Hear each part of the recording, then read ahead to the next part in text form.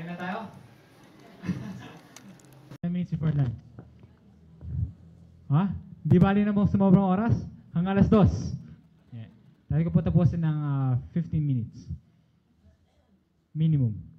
Maximum.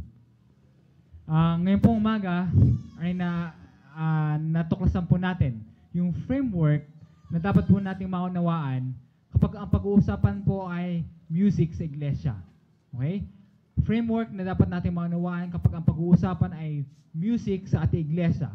At yun ay unawain mo muna kung ano yung misyon, kung bakit ka isang Sabadista, kung bakit ka isang Seventh-day Adventist. Unawain mo muna kung ano sinasabi ng iyong Biblia, yung pahalagahan ng sinasabi ng Spirit of Prophecy. At pag yun naunawaan mo, saka papasok at lalo na ang iyong relasyon sa ating Panginoon Jesus.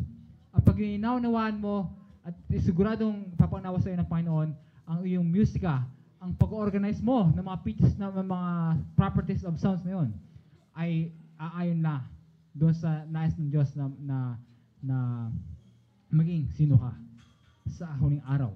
At ngayong hapon ay wag po kayong mawawala sapagkat ito pong ating pag-usapan kanina umaga, yun ay framework. You know, so mamayang hapon ay atin hong mas masasagutin yung mga katanungan. Maraming ang mga katanungan niyo po ay katulad ng katanungan ko dati. Bakit hindi yung ganitong beat? Bakit hindi yung ganitong harmony? Ngayon, ito ho ay ating mapapaliwanag buo mamayang hapon na mas detalye. At din ay ating mas mapapakita practically sa pamagitan ng ating pong song leadership mamayang hapon. Okay? Tayo po manalangin para sa mensahe po natin ngayong umaga. Panginoon, alam po namin ang kahalagahan ng musika, especially sa huling araw. At tayong pong dalangin ay patuloy po kami kasihan ng Banal na Espiritu sa aming pag-aaral ngayong umaga. Ito po ang aming hiling sa Panginoon Jesus. Amen. Isa po sa core ng ating pong identity as Seventh-day Adventist ay yung makikita po natin sa Revelation chapter 14. Kung meron ho kayong dalang Biblia, ito'y buksan ho ninyo. Revelation chapter 14 verse 6. Ito ho ang dahilan kung bakit ang Seventh-day Adventist ay natatangi sa anumang relihiyon meron sa buong mundo, sa libo-libong relihiyon sa buong mundo. Ito po ang dahilan kung bakit kailangan pang mag-organisa ang Panginoon ng isa pang movement. This is the reason why the Lord has to raise another movement. Hindi enough yung naging Reformation kay Martin Luther, kay Wycliffe, sa mga Wesleyans, sa mga Lutherans, sa mga Baptists. The Lord needs to raise another movement. And this movement is being guided by this verse. Revelation chapter 14, verse 6. And every Seventh-day Adventist should know this. Verse 6, sa English po, ang wika ganito.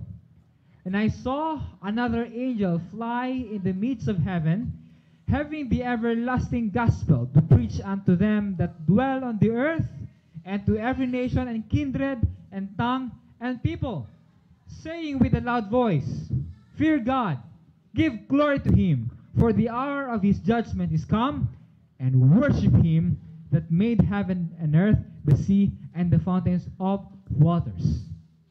Ito po ang binabanggit ko po, ito po yung three angels message na siyang po nirepresentahan ng ating logo, yung gano'n.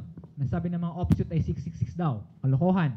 Yun po ay tumutukoy, kasi 6 daw yung gano'n. Yung tumutukoy po sa three angels message encircling the globe, sapagkat yun po ang natatanging at distinctive mission ng Seventh-day Adventist.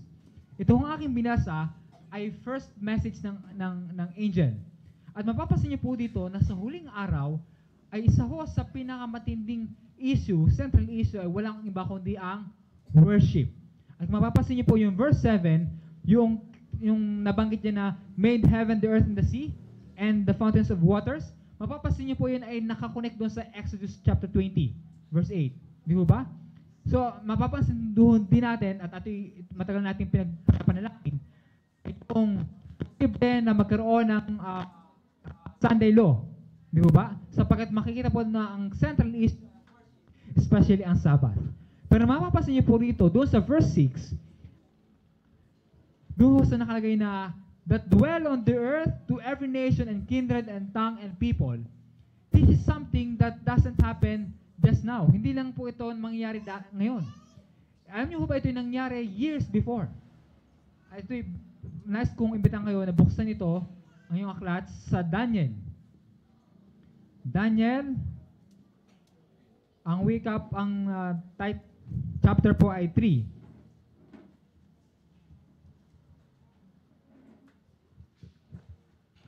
Ang babasa niyo po ay sa verse 4. Then, nandun po ba kayo? Verse 4.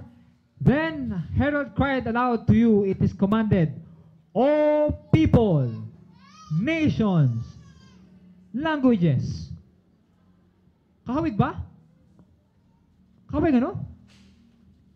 At what time ye hear the sound of the cornet, flute, harp, sackbut, psaltery, dulcimer, and all kinds of music, ye fall down and worship the golden image that Nebuchadnezzar, the king, had set up.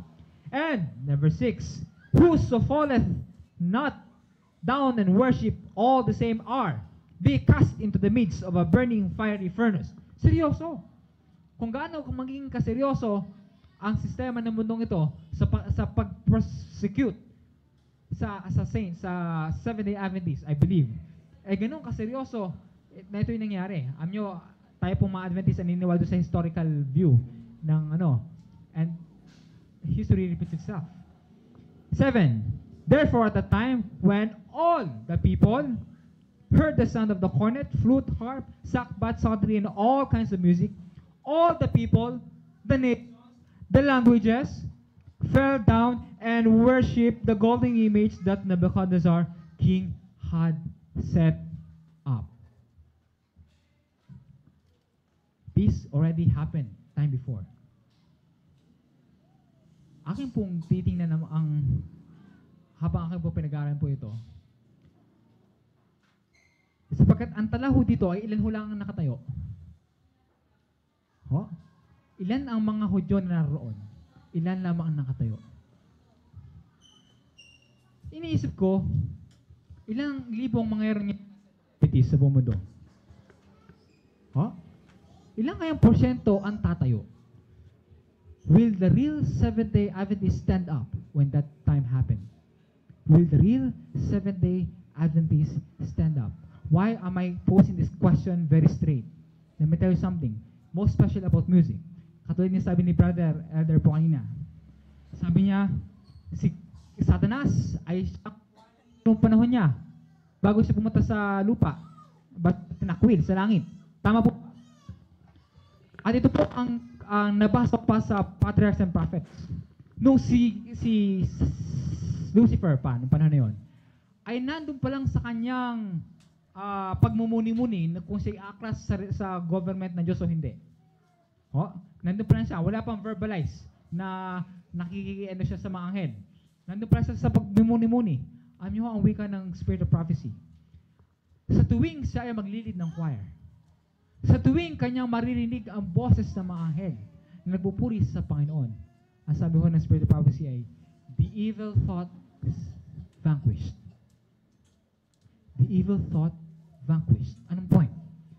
Lucifer himself, Satan himself, knew exactly kung ano ang kapangyarihan ng music, especially in revival and reformation. Naramdaman niya eh. He knows the true music in its, the good music in its truest sense.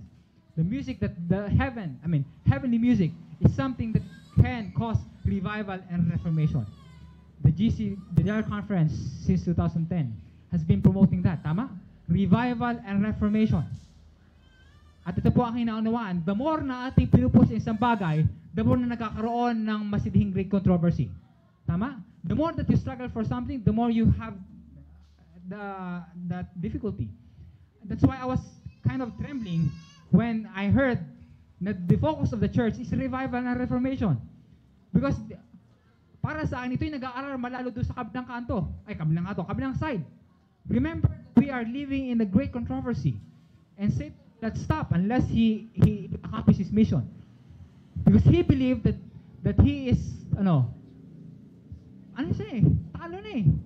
Noong si Kristo ay nag-descend doon sa Garden of Gethsemane at siya ay napahaw doon sa cross, at siya nando sa langit at siya na namamagitan na sa atin.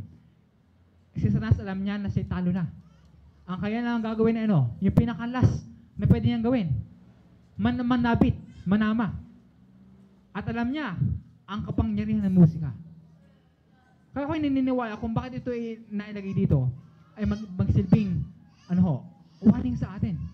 Sapagkat sa kanya pong obserbasyon, pag sinabing musika ay para bang music lang yan eh.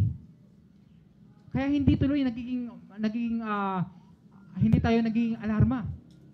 Pero sinasabi sa akin ng Biblia, sinasabi sa akin po ng Spirit Prophecy, that in the last days, music is something na gagamitin ng kaaway, especially na alam niya ang kapangyarihan ng musika.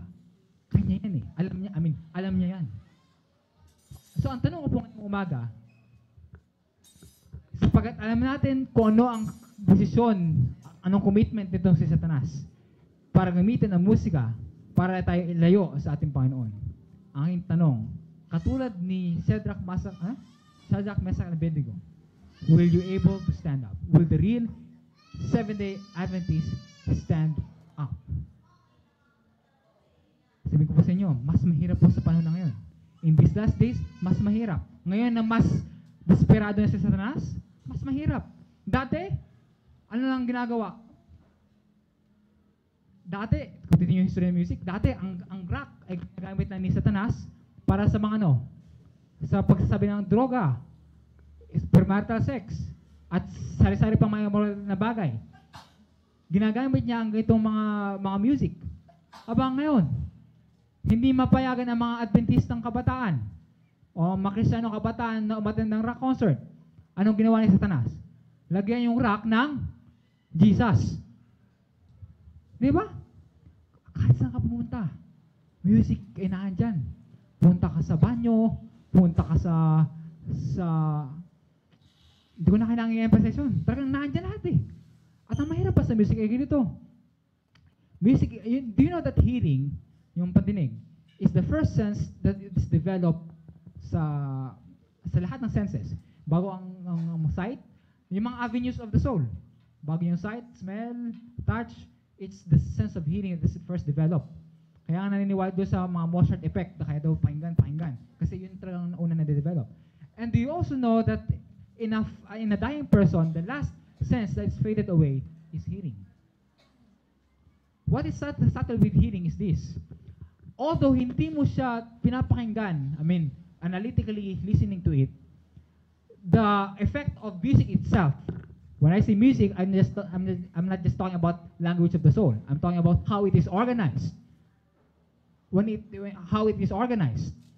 Kapag yun ay pumasok dito, something is happening. Something is wrong. Kahit hindi ka nakikinig na analytically. Bakit? Yung mga mais ba? Yung mga daga? Na nakababa doon sa experiment ng scientist, nakababa sa rock music, iniisip niya ba, rock music to, ganito ang beat nito. Ganun ba mga mais? Hindi, basta nakalagay ito rock. Ito is rock music. Hindi mo nag-analyze yung mga mais, mga daga. Nung nagkaroon ng experiment, pagkatapos ng ilang linggo, I think, ano nangyari? Yung mga daga na yan, nilagay sa isang maze, ano nangyari doon sa daga? Na naka-expose sa ganong uri ng pag-organize ng music. Tuliro! Hindi nakakakuha ng cheese. Ayun yung doon sa may maze. Hindi na na cheese. Buti pa yung nasa classical music. Kaya sabi ko sa inyo, atin kayo mamayang hapon eh. Baka hindi nyo alam yung pinapakinggan nyo, yung makapagpaganyan sa inyo. Hindi kayo makakuha ng cheese, hala. Kaya mamayang hapon natin kayo, tingnan natin. So, makita nyo? Hindi papayag si Satanas na gagamitin niya ang musika. Ngayon yung hapon, I only have 5 minutes. 5 minutes to put this up. What can we learn from Daniel? He was able to stand up. That means, nakaya niya. Amen? At kung nakaya ni Daniel, pares na Diyos ang kanya sinasamba, kaya din natin tumayo ngayon. Kahit gaano katindi ang ibigay na sandata ni Satanas, kahit musika pa yan. Nanginginig ako pag sinabi ko musika. Kasi alam ko, especially I'm into it. I mean, I have the talent on it. Nanginginig ako. Especially sa akin, musician. Alam mo ba, sa pagiging musician, kung sino man po mga church musician po dito, when I say church musician, you sing in church, you lead out this inspiration, that's what I mean. Aba, mahirap. You have to be aware. Ang laki ng tendency to be proud, to be proud of yourself. Ay, kita mo, sa lahat kayo, ako lagi nakatayo, ako ang kakanta, ako ang makikita, ako ang sikat. Ang laki ng pagkakataon. Mas magaling pa ako kumanta dyan. Huh? Sama-sama ng boses yan. Tama? Releases in church? Tama? Tapos yung mga yung mga ibang experiences, Christianity, pag kumakanta sa iglesia, papatay-patay. Bakit hindi ka mo papatay-patay? Sapagkat pagkakantayin yung stand up for Jesus, ye soldiers of the cross. Alam niya, sa kanyang sarili, meron siyang bagay sa kanyang buhay na hindi niya matayuan. Tapos kakanta ka ngayon ng stand up, anong kakantayin mo?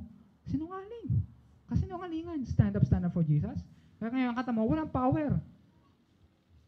Stand up for Jesus. Yung mga ginagawa, stand up, soldiers of the cross. Diba? Real. Stand up. Let's look at Daniel. Daniel 3. Nasaan si Daniel yung time na yun? That's the point. I was thinking when I was taking Danrev, where was Daniel? Nandun ay 4 na magkakaibigan, si Shadrach, Meshach, Abednego at si Daniel. Ay binabasa ko yung chapter 3, tinapos ko yung buong chapter. Ay nasa si Daniel dito. Nagtatanong ako sa ibang kaklase ko, ay, tingin mo, nasa kaya si Daniel yung time yun? No, sabi ng iba, alam mo, baka tulog yun sa bahay. Hindi pwede. Sabi, all! Governor ba siya, Daniel? All Pag narinig, all, dapat nandun lahat sa Dura. Alam mo yung pinaglagyan ng image, plain of Dura. Hindi ko lang kung gaano kalawak yung plain niyo para i-contain yung all na sinasabi sa Babylon. Wag narinig nyo yung all, dapat nandun sila lahat. Hindi pwede tutulog-tulog. Aba, sisipa yun. Aba, governor ka ng probinsyo. Sisipahin kita sa posisyon yan. Di ba? Meron naman akong isang kaklase sinabi, ay nako, alam ko nangyari kay Daniel. Siguro yung kanyang sintas ng sandal ay na lagot o siguro ay na-loose. Kaya nung hindi ko lang kung ano music, all kinds of music daw Siguro sabi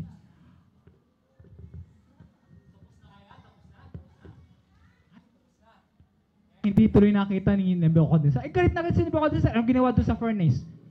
Ha? Pinainit pa na ilang beses? 7 yata.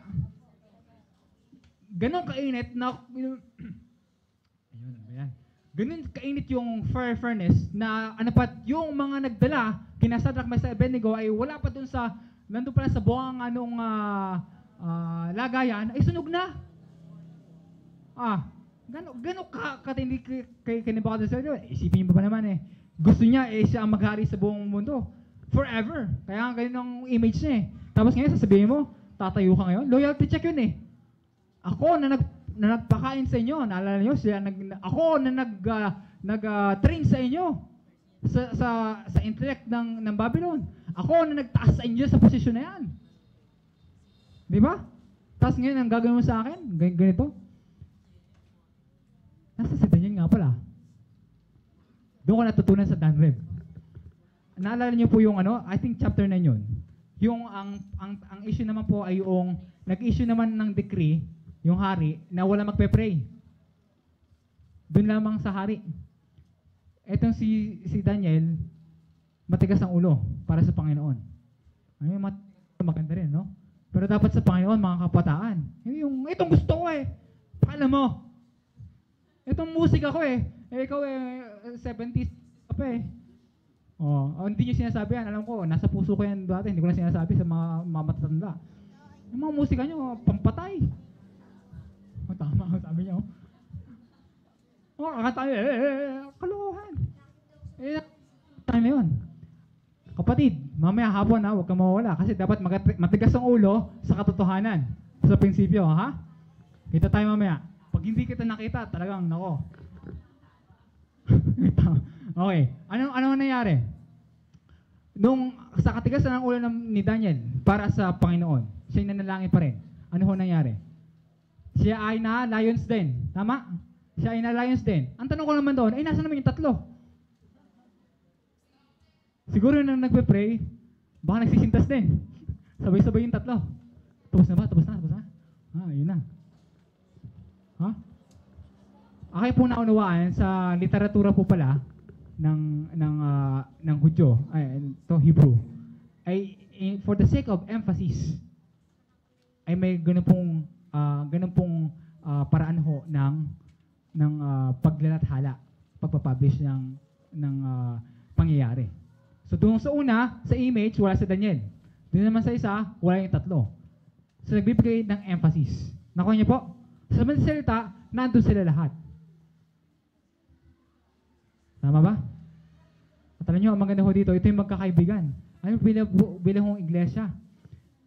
Ito yung kailangan ho nating harapin na isa talaga eh. Di ba? Ito ang maganda sa tatlong ito eh. Apat. Nung hinarapan sila ng problema, anong gagawin nila? Teka. Manalangin muna tayo. Sa ating iglesia na nangyayari. Siraan pa minsan. Hindi, sabi ko lang yung totoo. Kasi, na-involve din po ako sa church leadership. At sabi nga po na Panginoon, hanggat wala pa tayo sa langit, talaga may ganyan. Sinasabi po natin para maiwasan. Tama po? Pag-usapan ng music, ay sige, hiwa-hiwalay na. Bilang isang iglesia, kailangan po natin ito pag-usapang isa. Tama? Katulad ng magkakaibigan po ito. Dapat panindigan natin itong isang iglesia. Hindi yung sasabihin ng isang iglesia, ito ang aking preference. Kaya, may mga nalilito tuloy, bakit yung Seventh-day Adventist doon parang born again? Bakit ang Seventh-day Adventist doon parang Katoliko? Bakit ang Seventh-day, ang daming Seventh-day Adventist, ano? Ha? Sabatin yung mga evangelicals, isa lang. Tapos na. Di ba? Isa. Will the real Seventh-day Adventist stand up? Will the real Seventh-day Adventist stand up? Daniel was able to stand up. You know what happened? Dahil sa kanyang pagtayo. Sabi ko sa inyo, ano nangyari sa kanyang pagtayo? Nung apat, sa mga cases na yun. Ano ho nangyari kay Nebuchadnezzar? Ha? Aba, ay pumuri sa Diyos. Tingnan nyo yung chapter 4, verse 1 ng Daniel. Basahin ko sa inyo. Nebuchadnezzar, the king, unto all people, nations, and languages that dwell in the earth, peace be multiplied unto you. I thought it good to show the signs and wonders that the high God had wrought toward me. How great are his signs, and how mighty are his wonders. His kingdom is an everlasting kingdom, and his dominion is from generation to generation. Amen? Aba, naging Seventh-day Adventist na ito siya, no? Nebuchadnezzar, unto all people, nation tongues, send na mamaga ng everlasting gospel. That the high God of Moses, of Daniel, Shadrach, Meshach, Abednego is what? Is the God from generation unto generation. Sablay, yung kanyang ginawang image. Yun ang kanyang ibig sabihin eh. My image will remain. My kingdom will remain from here forth to forever. Gold, lahat yan. Anong ulo lang? Lahat yan. But this time, because of these people standing up, these people standing up, ano nangyari sa nila? Hindi lang yun. Hindi lang kayo Nebuchadnezzar, hindi lang witnessing, hindi lang evangelism. See? Evangelism, if we will stand up on issues, evangelism will, very important, very influential person. King. Ang utos ng hari, hindi mababali. Luhod. Pangaral-aralan nyo ang Diyos ni Daniel. Aba, parangal nga. Nakita niyo po? Evangelism lalago. Ano po nangyari? Yung si Shadrach, Meshach, doon sa verse 30 ng chapter 3. Then, ito pa, 29. Let me read 28. Then Nebuchadnezzar spake and said, Blessed be the God of Shadrach, Meshach, and Abednego, who had sent his angel and delivered his servants that trusted in him, and have changed the king's word. Hindi doon nababali, pero sabi niya, dahil ito sa pagtayo ito, they have changed the king's word, and yielded their bodies, that they might not serve nor worship any God except their own God. Therefore, I make a decree, that every people, nation, and language, who speak anything amiss against the God of Shadrach, Meshach, and Abednego shall be cut in pieces, and their houses shall be made a dunghill. Ay, pambihira, dunghill. Because there is no other God that can deliver after the sword. 30, then the king promoted Shadrach, Meshach, and Abednego in the province of Babylon. Aba, promoted pa. Sasabihin natin, huwag niyong tanggalin yung ganyang music, wala nang kabataan pupunta. Huwag niyong tanggalin ang ganyang music, baka wala nang tayong mapabautismuhan. Mga kapatid, it's not the music that matters. It's how we stand on God's side that matters. Music will just follow. Music is not the strength of the church. I have to admit it as a musician, because I used to believe that way. Pag maganda ang kantahan, ay maganda ang musika. Malakas ang iglesia. Although I believe that the music is the mirror of at least can gauge, you know, something like that. So spirituality ng ating iglesia. Pero evangelism is still what? Your relationship to God and your commitment to God. Amen? Yun ang evangelism, hindi yung musika. Music will just follow. Then the king promoted Shadrach, Meshach, and Abednego in the province of Babylon. Amen? Nilagay siya sa mataas na posisyon ng influence. Sana tayo mga Seventh-day Adventists, ganoon din, no? Hindi lang nakalokob sa kung saan-saan. Hindi lang nagtatago-tago kung saan-saan. If we learn how to stand up, the Lord will make a way for us to put in positions of trust. Bakit sila nagkaroon ng ganong oportunidad? Because the Lord already proved that they can hold such responsibility. Sabi nga ng isang cartoon character, ayoko sana, pero tama yung sinabi. Great responsibility, ano sabi niya? Great power comes great responsibility. If you know how to stand on something, then God has proved you, He will give you more positions of trust. Sagutin ko na yung tanong, will the real Seventh-day Adventists stand up? How can we stand up like Daniel? Para sa akin po, they were able to survive all those things. Alam ko, may mga nalathala pa na hindi nalathala sa Daniel na nangyari. Pero naging consistent ang kanilang pagtayo. Hindi yung tatayo dito, tatayo hindi doon. Tatayo dito, tatayo hindi doon. Di ba? Paano ho nangyari yun? Daniel chapter 1, verse 8. Ito yung binasa po ni tatay. Daniel 1, chapter 8. But Daniel purpose in his heart that he would not defile himself with the portion of the king's meat, nor with the wine which he drank. Therefore he requested of the prince of the eunuchs that he might not defile himself. Ang sabi nyo, alam ko na, para makatayo ang mga Adventist, kailangan mag-vegetarian. Yun ba yun ang point? Vegetarian is the best food. Amen? Vegetarian is the best food, and we should be vegetarians at any way possible. Kung makakaya talaga natin. I think kaya naman eh. Sila nga nakaya, tayo pa. Si Daniel nga, ng panahon yan, nakaya, tayo pa. Pero that's not the bottom line of the text. Vegetarianism is just one thing. What I would like to underscore in this text is this. But Daniel purposed in his heart. Doon ho nagsimula ho yun. Dahil sa kanyang pagkakilala sa Diyos, sa kanyang commitment sa Panginoon, simula pa lamang yan ho. Focus na. No turning back. Sabi nga, ito ang aking desisyon, dire-diretso na ako. Purpose in your heart. Pagkain. Siguro sabihin dito, ano ba yan? A late na issue, pagkain lang. Masyadong pinapalaki. Di ba ang issue dito, pagkain, ng mga pagkain ng mga hari? Pero nakita niya po dito, in little things, we able to stand up. Kaya, pagdating noong big things, ano nangyari? Mas nagkaroon sila ng confidence and strength to stand up. We read Seventh-day Adventists stand up in these last days. Satan's wiles, Satan's deceptions are getting more and more subtle. Kung wala po tayo sa Panginoon, if we're going to have this commitment that Daniel has in his heart, purposely, it will be very hard to escape the wrath of the devil. Sinabi po sa niya, he was described as a roaring lion. Roaring lion. Ito po yung lag ko, pag ito ba yung pinag-usapan, my heart always goes to the young people. Because it's always the young people kung bakit meron ganong connection. Malapit na po dumating ang Panginoon. Hindi siya magtatapos. At ako pinapanalangin ko nga po sana, ay ito na yung hinarap na siya darating. Ito po ang panahon na hindi kailangan natin ito yung panahon na hindi kailangan mag-retreat. Ito yung panahon na hindi kailangan mag-backslide. Ito ang panahon na hindi kailangan manghina. Ito ang panahon kung kailangan natin tumayo sapagkat alam po natin na ang Diyos ay tatayo kasama natin, kasama ng mga libo-libong anghel. Ito po ang dalangin.